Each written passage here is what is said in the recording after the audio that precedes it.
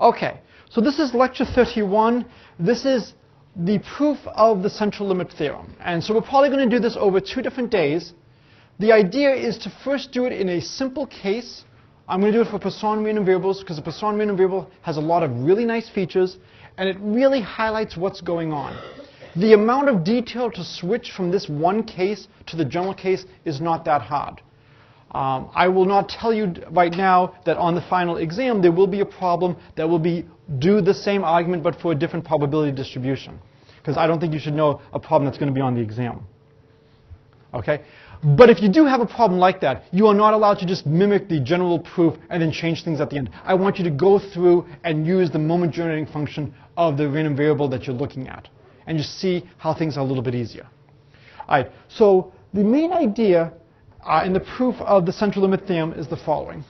So, proof of the central limit theorem. We are hoping for something like the following. The limit as n goes to infinity of the integral from minus infinity to infinity of e to the tx f zn of x dx. Let's say that equals the integral from minus infinity to infinity of e t x f z of x dx, where fz is the density of the standard normal and zn is the standardized random variable. So what's the standardized random variable? We add our random variables. How large do you expect that sum to be?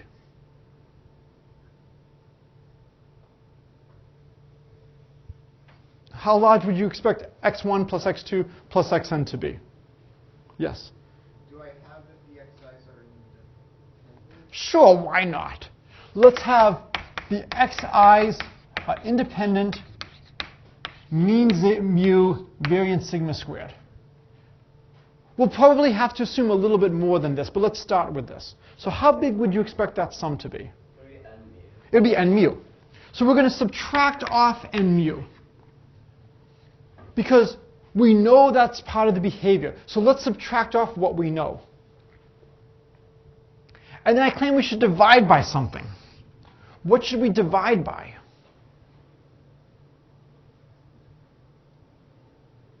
So you subtracted off the mean of the sum. What should we subtract off, divide by now? Yes? The standard deviation. And so since they're independent and a constant doesn't matter, the variance of a sum is the sum of the variances. So the variance would be n sigma squared. And then we take the square root of that. So when we take the square root, it becomes sigma square root of n. So this is the standardized variable.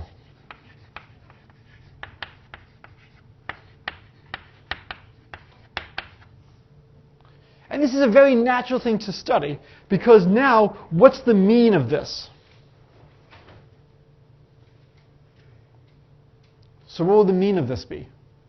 Yes, it'll be just 0. So this is mean 0, and what's the variance? 1. And thank you for being careful which finger you put up. All right, so it's mean 0, variance 1. What we're basically saying is if our random variable is nice, we can always standardize our variables to be mean 0, variance 1. And we had a question on this, very recently. It makes it easier. We're comparing apples and apples. If I don't have finite mean, if I don't have finite variance, I can't do this. But as long as I have finite mean and finite variance, why not adjust things? Now, there's something really fascinating going on here. What this is saying is that the first moment that is really free, that really indicates the shape, is the third moment. Or if your random variable is symmetric about the origin, it'll be the fourth moment. So when I'm trying to understand how a random variable looks like, if it's nice, I can always adjust it to mean 0, variance 1. It's not until I get to the third or the fourth moment that the shape will emerge. Why am I hopping on this so much? The central limit theorem is absolutely amazing. It's saying that as long as the x's are fairly nice, this is going to converge to being a standard normal. Where is this universality coming from? Why do all these different distributions have the same behavior? For those of you who continue in statistics, you're going to use this result a lot. That's why we're spending so much time with generating functions, so much time trying to give you a theoretical understanding of this, because it's going to be so crucial in your stats classes. The reason for the universality is that essentially all nice variables will have something with mean 0 and variance 1. And that only the higher moments will come into play as lower order terms. They will affect the rate of convergence to the central limit theorem. They won't affect what it converges to. They'll affect how rapidly it sets in. That's where the universality is coming from, and that's where the shape comes in. The shape only affects the rate of convergence. So what we would love to have here is the following. I have this limit is converging to the moment generating function. I would love to take this limit, put this limit inside, and then say, since they're equal, the limit of this density must be that density. And that's where you take a class in complex analysis, to basically justify when you can push this limit inside. It's much easier if I work with ITX rather than TX, because I can then use Fourier analysis or complex analysis a little bit better. But essentially, the whole point is we want to say, move this inside over here. This is not always possible. The limit of an integral is not always the integral of the limit. So it's worth just doing a quick example of this just because it can be done so quickly. Let's let fn of x be defined as follows. Here's 0, here's 3 over n, 2 over n, 4 over n, and it goes up to height n.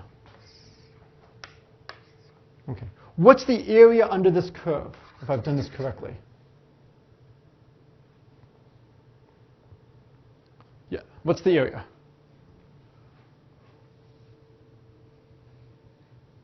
Yes? 1. The base is 2 over n, the height is n, area of a triangle is 1/2 base times height. So the integral from 0 to infinity of fn of x dx equals 1. Well, if it always equals 1, it's not a big deal to take the limit. The limit of 1 is 1. What if I now look at the integral from 0 to infinity of the limit as n goes to infinity of fn of x dx? What does this function equal for any value of x?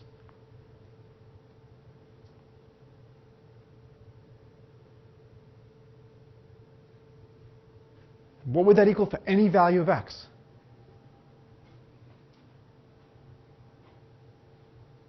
Somebody give me a value of x.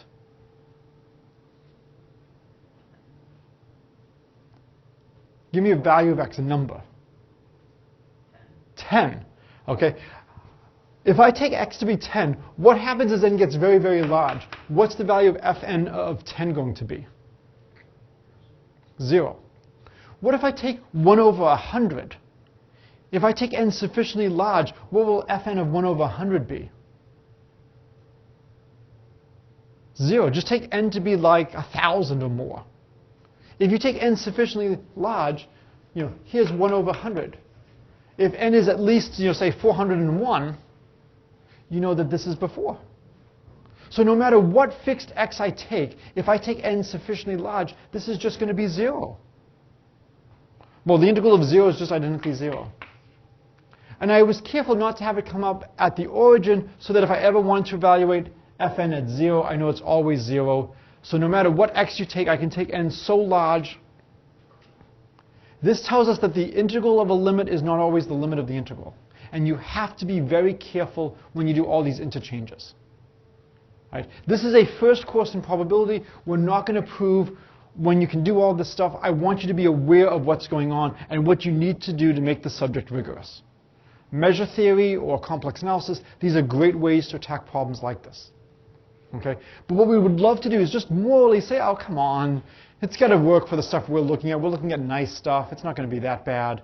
That we would like to say, if we have a convergence like this, if the moment generating function is converging to the moment generating function of the normal, then the density is converging to the density of the normal. That seems reasonable. If the moment generating functions are converging, the densities are just along for the ride. Okay, this tells us there's probably a moment generating function that we should calculate and know. Which random variable's moment generating function should we know? The normal. Which normal? Standard, right? We could look at all of them because we had this wonderful theorem that, if we wanted to look at m of ax plus b of t, I think this was e to the bt moment generating function of x at at. I think that's what we had last time. So really, it's enough to just do the standard normal. If you can do the standard normal, you can use this to figure out what's going on elsewhere. So therefore, just do normal 0, 1. All right, so we want the moment generating function, I'll call it z of t. It's going to be the expected value of e to the tx. Oh, sorry, I guess e to the tz, sorry. And so that'll be the integral from minus infinity to infinity, e to the tx, and then 1 over square root of 2 pi e to the negative x squared over 2 dx. And I'm just using z because we often use z to denote a normal random variable. But since we like to integrate with x, I will write an x there. Any thoughts as to how we should do this integration?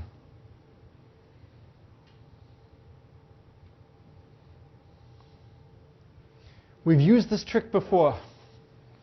How should we evaluate this?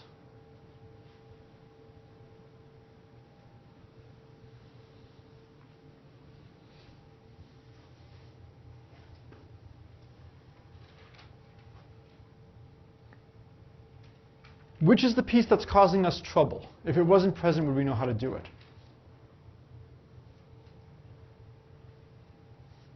Yes? Yeah, if that wasn't there, we know how to do it. If I had x minus mu, would I be okay? X minus mu squared. The mu is not going to change anything. I should complete the square. So we have negative x squared over 2 plus tx. Right? So I can write this as negative x squared over 2, and I'll pull out the half, equals negative 1/2. Then we'll have x squared minus 2tx. And then what should I add and subtract?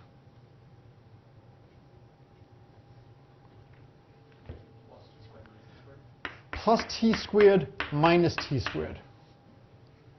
And then this will give us a minus 1/2 x minus t squared. And then a minus and a minus is a plus t squared over 2. So completing the square is one of our best techniques. Complete the square. And now we would get the moment generating function of z is equal to the integral from minus infinity to infinity, 1 over square root of 2 pi e to the negative x minus t squared over 2 e to the t squared over 2 dx. And now what should I do? Yes? Pull the e to the t squared over 2 and the 1 over 2 pi. Yeah, I can pull this out. And then actually what's left over is the integral of a normal with mean t and variance 1. And that's just going to equal 1. And so we then get that this is just equal to e to the t squared over 2. And so again, we're able to avoid doing a lot of integration by reducing it to an integral we've already seen. We keep doing this again and again and again. So this was not quite the integral of a Gaussian. We had an e to the tx. Well, if we incorporate this, it's basically giving us a Gaussian but with a different mean. It's no longer mean 0, but it still has the same variance. And then we have this extra term, this e to the t squared over 2. Okay, so any questions on what the moment generating function is of the standard normal? So now our goal is to show that when we have something like this, that this is converging to e to the t squared over 2. So this will be e to the t squared over 2 in our applications. So is everybody clear on the game plan? We are going to freely use results from complex analysis and then not worry about interchanging limits and integrals, not worry about all this justification. I'm going to give you as much of a sense of what you need to do to justify this as possible. If people want more, we have some time at the end of the semester. I am happy to do an advanced lecture on analysis up the wazoo, but not to put that on the exam. This is just, if you're curious, if you really want to know the details, happy to do it. If this is more than enough, okay, yes, there's occasionally situations where I can't interchange integrals and limits, but I'm happy to trust the math stats community, and I will take this and move on. That's also fine. Okay, so I want to do the proof for a very specific distribution. I want to do it for the Poisson. And we will do the argument as general as possible, as long as possible. And then we will see, probably next time, what we need to do to make the argument completely rigorous. All right, so CLT for Poisson. Now, we already used the central limit theorem for the Poisson earlier this semester to prove a nice result. What result did we use this to prove? I heard somebody say it. Stirling. Yeah, that's probably my favorite lecture all semester because we get the pi and the e in the same lecture at the start and the end. All right, so let's do Poisson. So if x is Poisson with parameter lambda, this means the density is the following. So is a Poisson continuous or discrete? Discrete. So I'll do an n. It's going to be lambda to the n, e to the minus lambda over n factorial, n non-negative integer, and otherwise 0.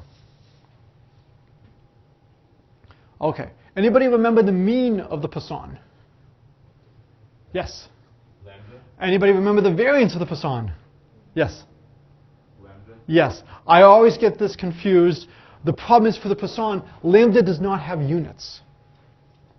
Because I'm doing an e to the minus lambda. If lambda had units, the first term would be 1, then lambda squared, lambda cubed. Lambda is unitless. And so I can't just say that the variance should be like lambda squared, because lambda does not have units of meters. When we did exponential, we did e to the negative x over lambda. So the units of lambda were the same as the units of x. And then I could say, well, the variance has to be something like lambda squared. So the mean is lambda, the variance is lambda. Okay. So the moment generating function x of t is going to be the expected value of e to the tx. All of these stuff begin the same way. Always go back to the definition of the derivative. Sorry, the definition of the moment generating function.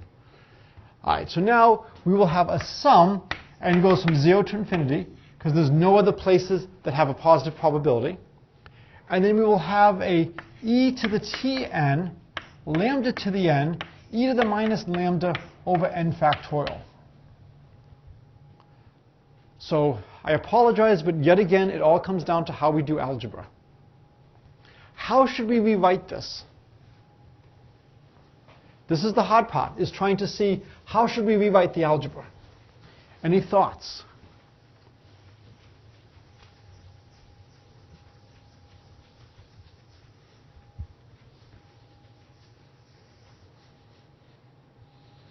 Yes?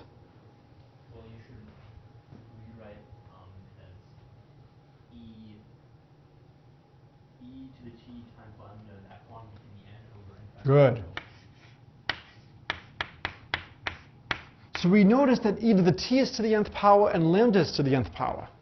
So this is the same, and I can pull out the e to the minus lambda, and I will have a sum, and it goes from 0 to infinity, of e to the t times lambda to the n over n factorial. Well, what is this sum equal to?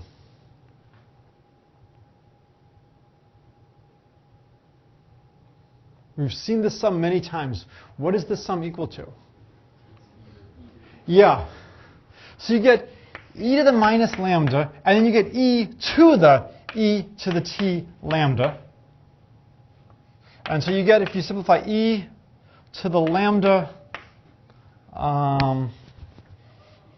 e to the t minus 1. What I love about this is the double exponential is showing up in a very natural way. You might have seen a problem like this in a calculus class when they're giving you make work to just make sure you know how to use things like the chain rule. But here is a situation where the exponential of an exponential comes into play. It's also screaming something to you. What is it screaming right now? What does it want to have done to it? Yes, it really, really wants a log, right?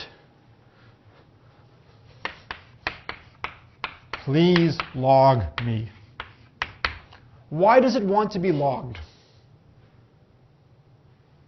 Yes? Because then you can get rid of the double exponential. You can get rid of the, we have an exponential. An exponential would love a log to hit it. So what we might be looking at is not the moment generating functions, but maybe the logarithm of the moment generating function.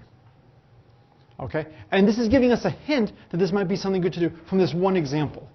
Now, let's calculate the mean and the variance. One way we can do it is, we have mxt is e to the lambda e to the t minus 1. There's a lot of ways of doing this calculation. One way is if we take the derivative at 0, that's equal to the mean. If we take the second derivative at 0, that's equal to the expected value of x squared, which would be sigma squared plus mu squared. So we could just take a lot of derivatives. I want to show you how to avoid taking derivatives by just using Taylor series expansions. Okay? Note,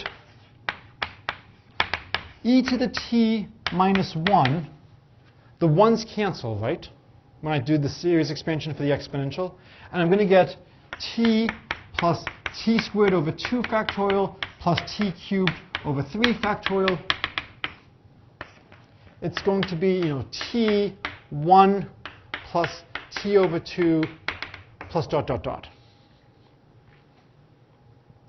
So what I can do is I can expand the moment generating function. So the moment generating function is equal to 1 plus lambda e to the t minus 1 plus lambda squared e to the t minus 1 squared over 2 factorial plus dot, dot, dot. If I want to calculate the mean and the second moment, I just need the coefficients of t and t squared. This term over here, if I go here, it's going to be at least a t cubed. The next one's going to be at least a t to the 4th. The only things that can contribute to the t and the t squared terms are these first two ones over here. So this is a way to bypass having to do a lot of the calculus. And so now if I expand, I'm going to get 1 plus, here it's going to be lambda, and then e to the t minus 1 is just going to be t plus lambda t squared over 2 plus dot, dot, dot. And then for this part over here, I only need I'm going to square things, I only need the t squared, because the next term is going to be a t cubed. So I'll get a lambda squared over 2 t squared plus dot, dot, dot. So when you look at the t term, the coefficient of t is just lambda. The coefficient of t squared is lambda squared plus lambda. So this gives us that the mean is equal to lambda, and the expected value of x squared is equal to I'm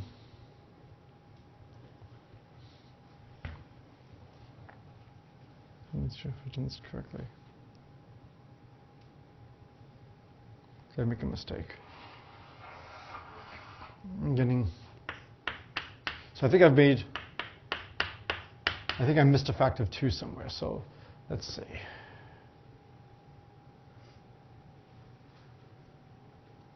So we have a lambda.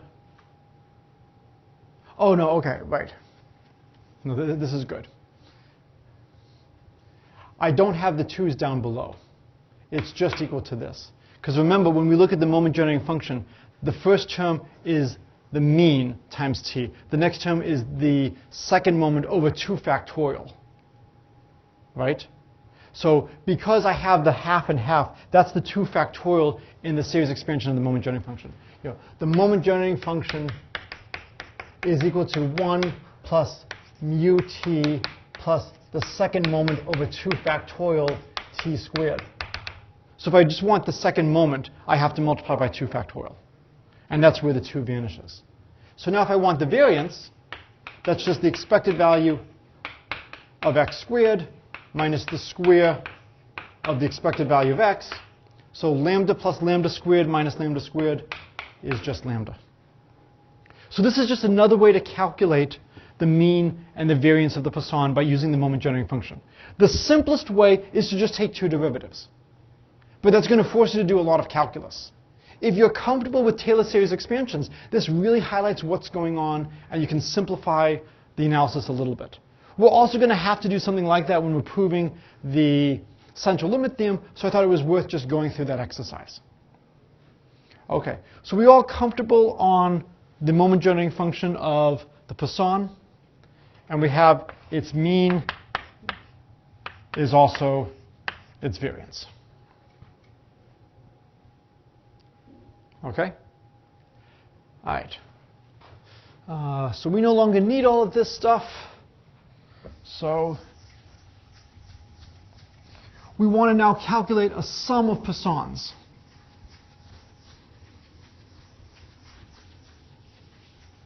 So let's let Zn be x1 plus xn minus mu times n over sigma square root of n. Do I know what mu is for the Poisson? Yes. Do I know what sigma is for the Poisson? Yes. I don't want to use that right now because if I do, then the argument will be specific to the Poisson. I want to wait as long as possible before using that so that when we go to a general probability distribution, we can say, okay, well, the argument up to here is still good. And it's only from here onward that we're using specific properties of the Poisson. So the moment generating function of Zn of t is the moment generating function of x1 plus xn over sigma square root of n minus, now we've got a mu n divided by sigma square root of n, so that should be, I think, a mu square root of n over sigma at t. Almost surely I will make an algebra mistake. Hopefully people will catch it. Hopefully it won't be too major. Okay? So the first thing we can do is we can use our simplification from before. We had the formula for m, the moment generating function of ax plus b. This is our b piece over here. So this is going to be e to the negative mu square root of n over sigma t times the moment generating function of x1 over sigma root n plus xn over sigma root n of t. I'm just doing it very, very slowly. But now we have a sum of independent random variables. What's the moment generating function of the sum? The product. Why are you happy hearing that word? Yes? Because we wanted to take a log, right? So the fact that I'm saying product, that justifies our hopes of being able to take a log. We can see it coming down the pipeline. So what we would get is that this is equal to e to the negative mu square root of n over t. All this algebra is in the book. If you don't want to take notes on this, if you just want to watch the arguments, that's fine. I've probably made a mistake. The t is not down below. It's the sigma. And then we would have the moment generating function of x1 over sigma square root of n of t, and have that to the nth power. I'm trying to do this slowly and not skip any steps. All right. The next thing would this become e to the negative mu square root of n over sigma. And then this is going to be the same as the moment generating function of x1 at t over sigma square root of n to the nth power.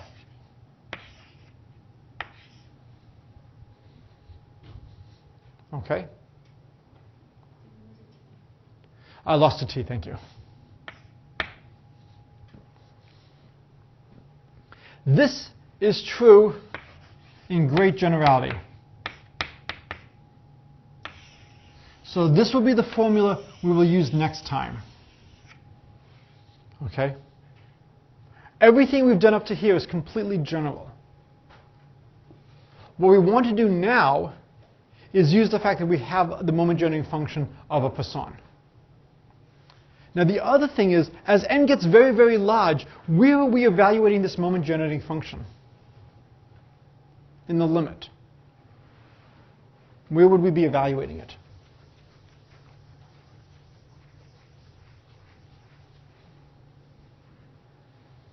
What does it look like? I'm sorry, evaluating it at 0. If you could evaluate a moment generating function at any point, what point would you choose? 0. Because the moment generating function at 0 is just 1. And because n is getting very, very large, if your moments are nice, the hope is that the moment generating function is essentially just given by the first few terms. Bless you. Okay? So now we use Poisson. So now we take the log of mzn of t. So the first thing is it's going to be the log of a product is the sum of the logs. We're going to have an n coming from that. We're going to have this come down. So we get a negative mu square roots of n over sigma t plus n times the log of the moment generating function. Well, the moment generating function was e to the. So the log of the exponential just vanishes. And we just get lambda e to the t minus 1.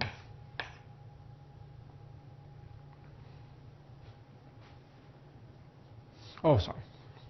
But it's not evaluated at t. Where is it evaluated? It's evaluated at t over sigma square root of n minus 1. And this is because the moment generating function of the Poisson was equal to e to the lambda e to the t minus 1. So when I take the log, it's just lambda e to the t minus 1, but I'm not evaluating it at t. I'm evaluating it at t over sigma square root of n. Okay? You can see why I like the Poisson. The algebra is a lot nicer in this case. All right? Moving on, we've got negative mu square root of n over sigma t plus n lambda. All right, well, if I'm using lambda, I might as well substitute for what mu is. What is mu?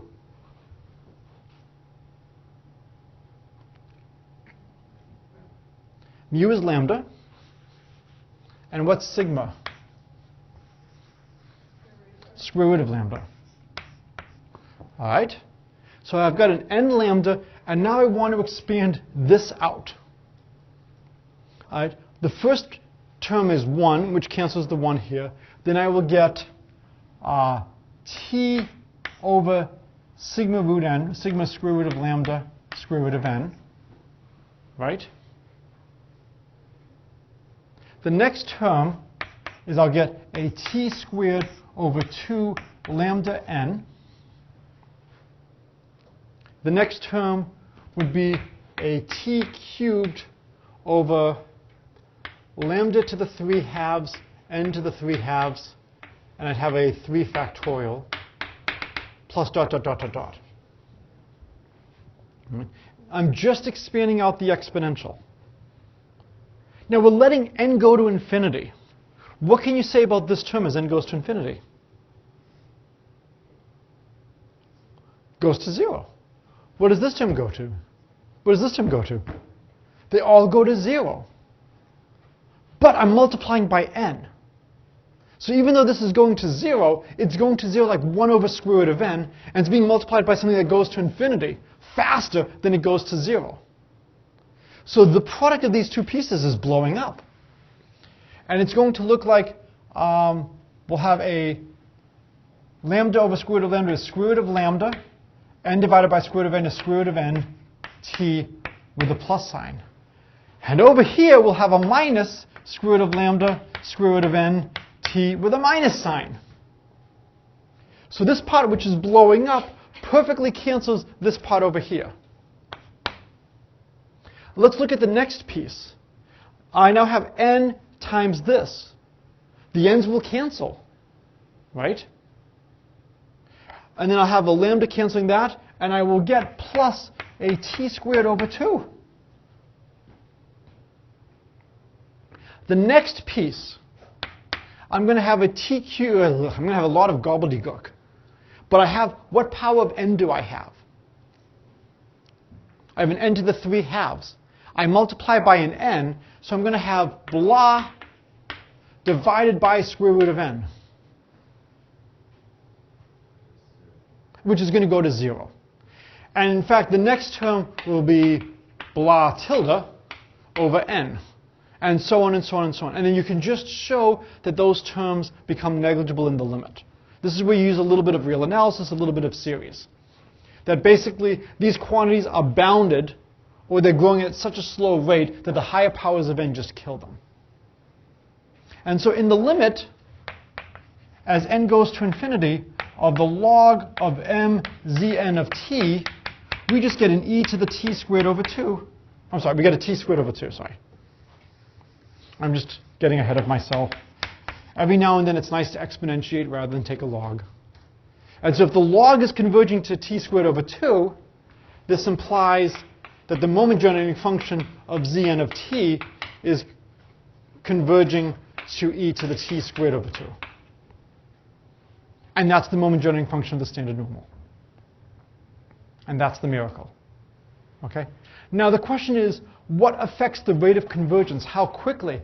If instead of writing blah, if I actually took a little bit more work, I would say, oh, I had a t cubed over square root of, over like a 6 square root of lambda.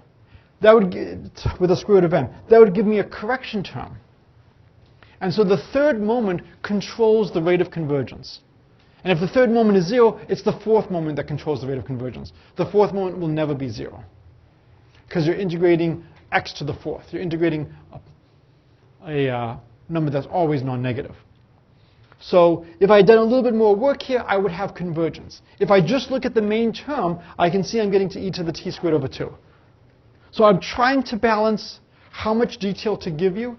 If this is not enough detail, email me either directly or use the anonymous account to say I want more detail. If this was too much detail, I apologize. This is the, I have to do at least this much. But I just want you to see all that's left is some real analysis. If people want to see a little bit more of the details of something like this, happy to do that. Okay? Any questions on the proof for the Poisson? We have 8 minutes left. Let's see if we can do it in general. All right? Everybody agree up to here we're fine. The only issue was when we then started to expand things. All right, so this is all gone now, and we've got to come back over here. And so now we have the log of the moment generating function. And we no longer have a nice closed form expression for it.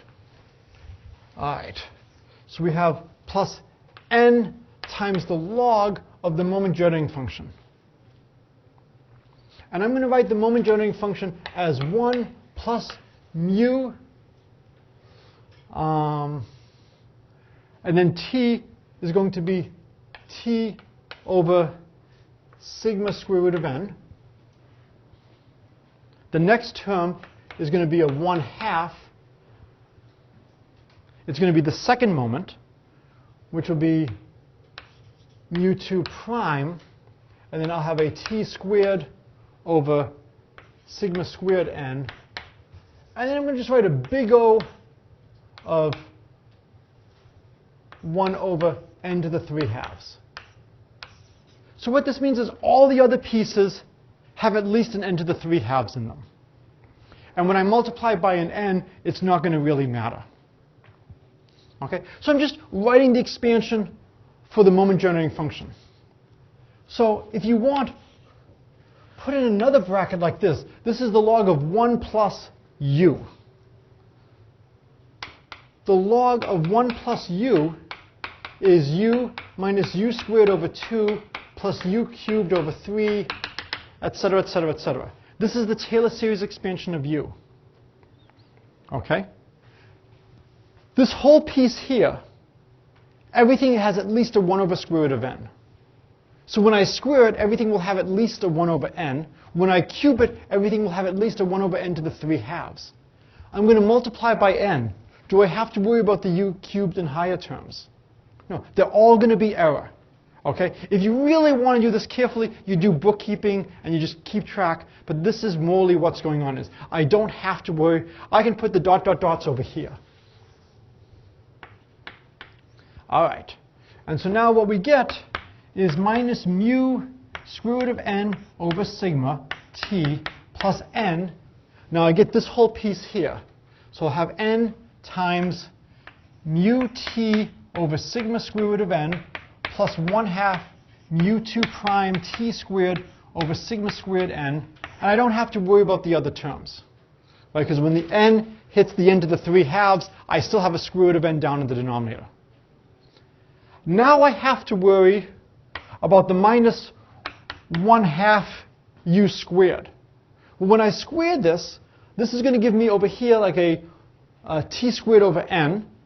When I take a cross term, I'm going to have at least an n to the 3 halves. The cross term won't matter. The only thing that's going to be of size 1 over n when I square is the first piece. So I would have a 1/2 mu squared t squared over sigma squared n. All right, everybody comfortable with this?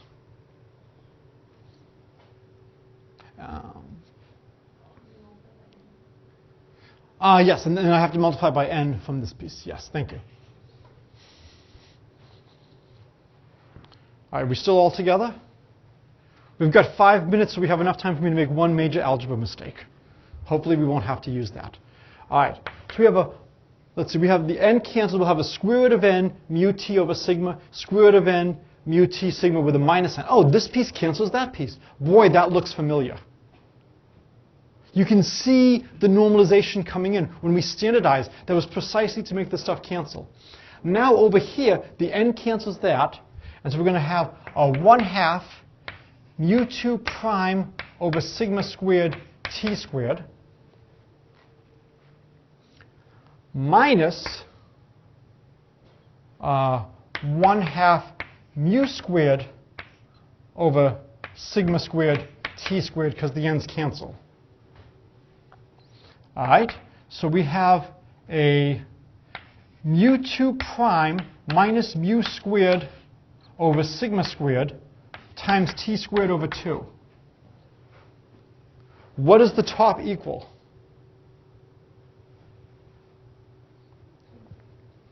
Sigma squared.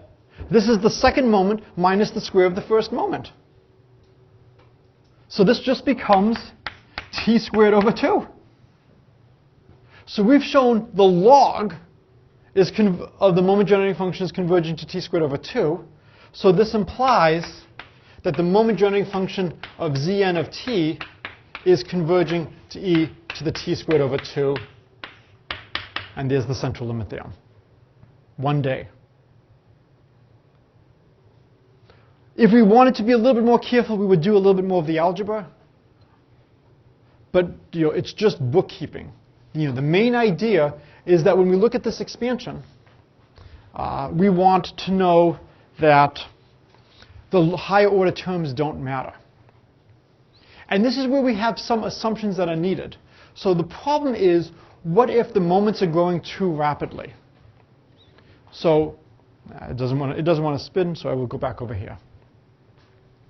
So unfortunately, this proof does not work for all random variables. Give me one random variable where it probably does not work. Cauchy, right? When in doubt, go to the Cauchy. What we really need is we need something about the moment generating function. It would be really nice if it exists. So the problem is, if the moments are growing too rapidly, the moment generating function will not exist in a neighborhood. So on Monday's class next week, I'll talk a little bit about what we need to make this argument rigorous. So, need to put on a firm foundation. So one way is there exists a delta greater than 0 such that for all t less than delta, the moment generating function at t converges. So we want some small interval about the origin where the moment generating function exists. And then we can use some results from complex analysis. We'll then have some control over how rapidly the moments are growing. And the moments won't grow so rapidly that these things diverge. So remember, when we had, let's see if I can, it doesn't want to move. So when we were looking at the calculation at the end, we had this stuff over here, and I basically just said, oh, and we can just put everything else in here as an order of 1 over n to the 3/2. Well, if my moments are growing so rapidly that the sum diverges for any fixed value of t, we're dead. So as an example, give me a sequence that's really growing fast. Really rapidly growing sequence. E to the n, we could do e to the n. Let's do something better than, yes? N factorial. Let's do n factorial to the 4th. Then even if we get to divide by 1 over n factorial, which we get in the moment generating function series expansion, we'll still have things going like an n factorial cubed. If these were the moments, then it's not going to converge. That's the problem we need to avoid. We need to avoid something like that. Okay, so this is a good place to stop.